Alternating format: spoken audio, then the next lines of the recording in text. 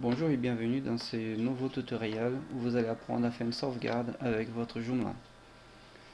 La première chose à faire, c'est lancer Mozilla Firefox, votre navigateur. Vous ouvrez donc une page et vous entrez dans la barre d'adresse l'adresse de votre site. N'est pas oubliant de mettre administrateur à la fin. Vous validez. Vous allez tomber dans la page de connexion à l'administration du Joomla. Dans identifiant, vous entrez votre identifiant et dans mot de passe, vous entrez le mot de passe que vous avez reçu.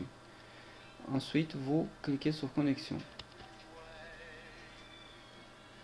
Vous allez pouvoir lancer la sauvegarde de votre site et de vos bases de données directement à partir de cette icône. Ou alors, vous passez par composant, Joomla Pack, et vous cliquez sur sauvegarder. Nous avons déjà vu dans le tutoriel précédent comment configurer cet outil de sauvegarde. Donc nous n'allons pas traiter de cela maintenant.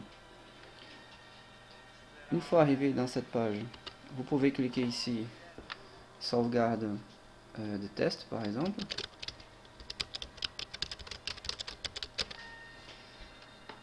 Pour faire un petit test.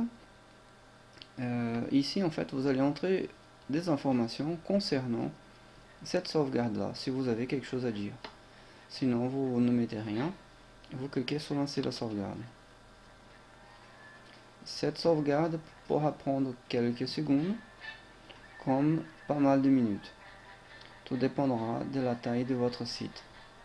Dans notre cas bien précis, il y a une base de données par défaut qui a été installée avec Joomla et quelques fichiers, donc ce n'est pas un site trop grand. Et vous ne devez pas quitter cette page tant que la sauvegarde ne soit pas finie. Si vous la quittez, la sauvegarde s'annule et vous serez obligé de refaire à nouveau une autre. Voilà les messages qui vous apparaissent. Ici vous avez base données. La sauvegarde de la base de données est déjà faite. Et maintenant vous avez la sauvegarde des fichiers qui est en cours. Et là vous avez le chemin d'où se trouvent les fichiers qui sont en train de sauvegarder. Tout en sachant que tout ce qui concerne votre site est dans un répertoire qui s'appelle Web. Et ensuite, c'est à ça que vous avez accès. Vous n'avez pas accès à tout ce qu'il y a avant. Donc là actuellement, nous voyons bien que la sauvegarde est en train de sauvegarder template, que vous allez comprendre plus tard ce que c'est un template. La sauvegarde prend quelques temps et en attendant nous allons regarder le déroulement afin que je puisse vous montrer le message de fin de cette sauvegarde. En attendant que la sauvegarde finisse, nous avons donc plusieurs menus dans Joomla, comme vous le voyez, qui sert à gérer Joomla. Vous avez la version de Joomla, la dernière version, ça veut dire la version que vous utilisez. Vous avez un petit bouton pour pouvoir vous déconnecter de Joomla. Vous avez ici une icône montrant le nombre de personnes qui actuellement est connectées à Joomla.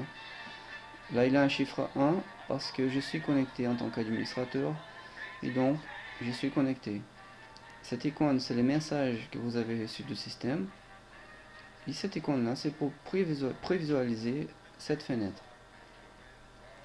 Aide vous envoie à l'aide de Joomla. Outils, c'est les outils de maintenance de Joomla. Bon, voilà.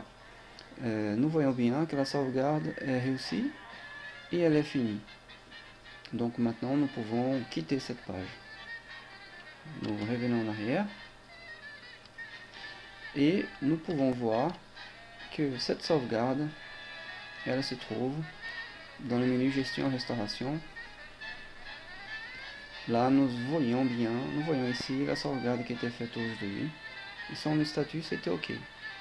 La taille et le fichier qui a été sauvegardé, que nous pouvons télécharger ces fichiers cliquant directement sur lui. Nous voyons ici une sauvegarde qui j'ai essayé de faire tout à l'heure, mais je l'ai arrêté exprès, afin que vous voyez le message d'erreur, disant qu'elle a échoué, parce que j'ai quitté la page.